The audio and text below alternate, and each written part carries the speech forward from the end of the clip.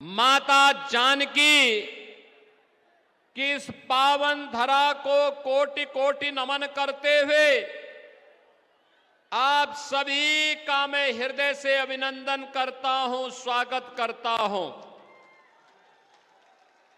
बहनों और भाइयों, मधुबनी के पावन धरा महाकवि कालिदास की पावन धरा है। इस धरा ने विद्यापति और वाचस्पति जैसे विद्वान साहित्यकारों को जन्म दिया है। मधुबनी की पेंटिंग तो अयोध्या में जब भगवान राम का मंदिर बन रहा था, वहां के इंटरनेशनल एयरपोर्ट पर अगर कोई पेंटिंग लगी है तो मधुबनी की पेंटिंग है, मधुबनी की। और प्रधानमंत्री जी भी जब दुनिया के अंदर किसी देश में जाते हैं तो पेंटिंग देनी होती है, तो हमारे मधुबनी की ही पेंटिंग को राष्ट्राध्यक्षों को भेंट देकर के बिहार को सम्मान प्रदान करते हैं। बहनों और भाइयों, एक गौरवशाली अतीत के आप वारिस हैं।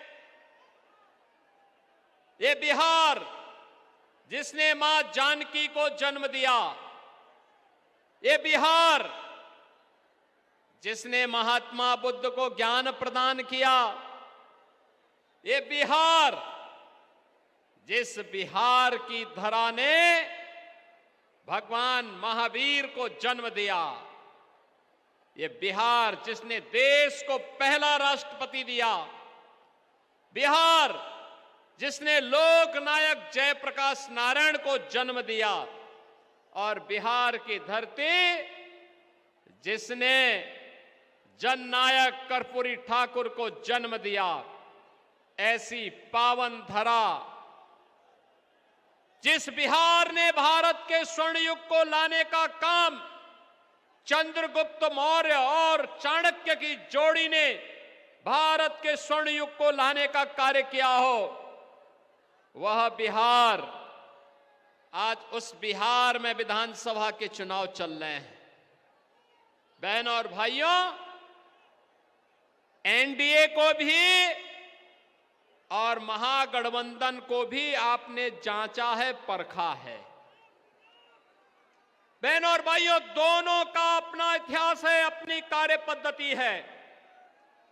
एनडीए मोदी जी के मार्गदर्शन और नेतृत्व में, बिहार के अंदर नीतीश बाबू के नेतृत्व में पिछले 20 वर्ष में सुशासन की सुदृढ़ नींव देने का काम की है। बिहार में बहनों और भाइयों, इन 20 वर्षों के अंदर बिहार के अंदर विकास और सुशासन की एक सुदृढ़ नींव स्थापित हुई है।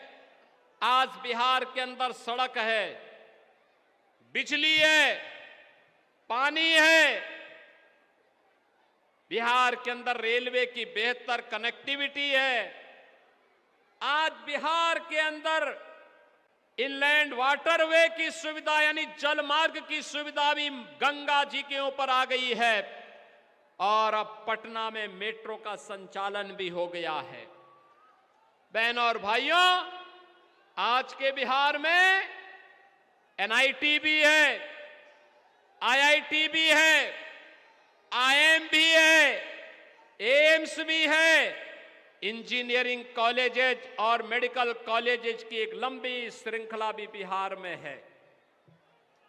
अब बिहार सुशासन और विकास की सुदृढ़ नींव पर एक स्वर्णिम और समृद्ध बिहार बनने की ओर अग्रसर हो रहा है, और उसी स्वर्णिम और समृद्ध बिहार के लिए चुनाव वर्तमान में चल रहे हैं।